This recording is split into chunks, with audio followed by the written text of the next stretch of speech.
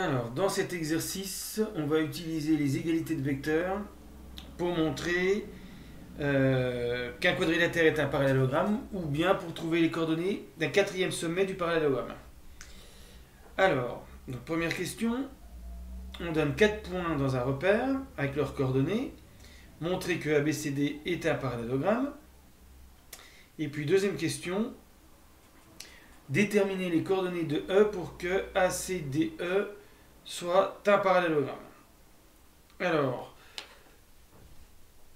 on a le dessin ici à droite.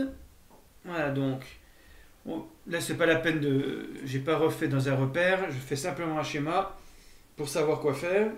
Donc, on a 4 points ABCD dans cet ordre-là. Il faut faire attention toujours à l'ordre dans lequel sont donnés les points. On veut que on veut montrer que ABCD est un parallélogramme. Et puis, on complète ACD, les 3 points ACD, par un quatrième point E, de telle façon que ACDE est un parallélogramme. Si la question ça avait été ACED, le point E n'était pas au même endroit. Il faut faire attention à l'ordre dans lequel est donné le parallélogramme.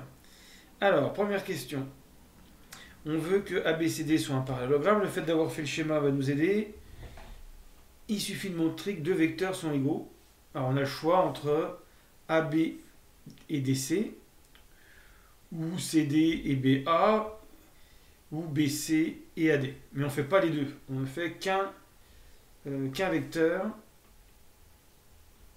Alors, par exemple, comme je vais avoir besoin tout à l'heure de CD pour trouver les coordonnées de E, je vais essayer de montrer que CD est égal au vecteur AB. Si j'arrive à montrer ça, alors ABCD est un parallélogramme. Alors comment on fait pour montrer que BA égale CD? Eh bien on calcule les coordonnées des vecteurs BA et DC, car deux vecteurs égaux ont les mêmes coordonnées dans un repère. Alors comment je fais pour calculer les coordonnées de BA? Alors, je vais les mettre en colonne, ça va être plus ramassé. C'est XA moins XB.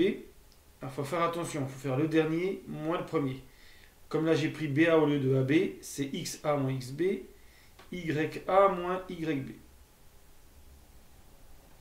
Alors, XA il est ici, XB il est ici, 2 moins 3, ça fait 5. Ensuite, 1 moins 0 pour YA moins YB, donc YA il est ici, YB il est ici, 1 moins 0, ça fait 1. Donc les coordonnées de BA, 5 et 1. Je recommence avec CD. Toujours le deuxième moins le premier. XD moins XC. YD moins YC. Là, je peux mettre égal parce que c'est deux ensembles de même nature. Par contre, il faut éviter de mettre égal entre le vecteur CD et ses coordonnées. Alors, on va faire D3 moins 2, ça fait 5. Moins 5, moins 6, ça fait moins 5 plus 6, ça fait 1. Voilà, si vous n'êtes pas sûr, vous placez les points dans un repère et on s'aperçoit que les deux vecteurs BA et CD ont les mêmes coordonnées. Donc BA égale CD. Et ça suffit pour dire que ABCD, d'après mon schéma, est un parallélogramme. Surtout, on ne recommence pas pour les deux autres côtés, parce que quand vous avez l'égalité de vecteurs, c'est plus fort que l'égalité de distance. Ça veut dire que BA et CD sont parallèles et de même longueur. Et en plus dans le même sens. Donc le parallélogramme n'est pas croisé, c'est pas un quadrilatère croisé. Voilà, donc ça suffit pour montrer que ABCD est un parallélogramme. Ce qui en fait une méthode assez rapide. Alors maintenant, on va vouloir trouver le point E tel que... Donc ça c'était la première question. La deuxième question, comment déterminer le point E pour que ACDE soit un parallélogramme? On va simplement écrire une égalité de vecteurs.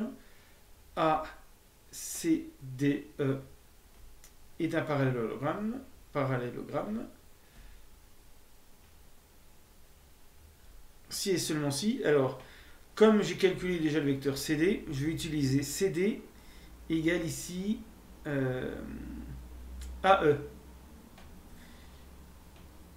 Voilà. Et c'est toujours bien d'avoir le point E plutôt le point inconnu en deuxième position, parce que j'aurais pu prendre EA égale DC, ça marche aussi. Mais ça fait une équation un peu plus simple à résoudre si vous écrivez E en deuxième position. Alors pourquoi je parle d'équation? C'est parce que pour que les deux vecteurs soient égaux, il faut que leurs coordonnées soient égales. Mais je ne connais pas les coordonnées de E. Donc je vais appeler XY et les coordonnées de E. Alors les coordonnées de CD, je viens de les calculer, c'est 5 et 1. Les coordonnées de AE, ben je refais un calcul en fonction de XY. Donc E c'était 2 et 1. Donc je fais XE moins XA, YE moins YA. Donc X moins 2, puisque j'ai appelé XY les coordonnées de E, j'aurais pu appeler XE, YE. Mais pour simplifier, X moins 2, donc Y moins 1. Et donc il faut que X moins 2, Y moins 1, les coordonnées de AE soient égales aux coordonnées de CD.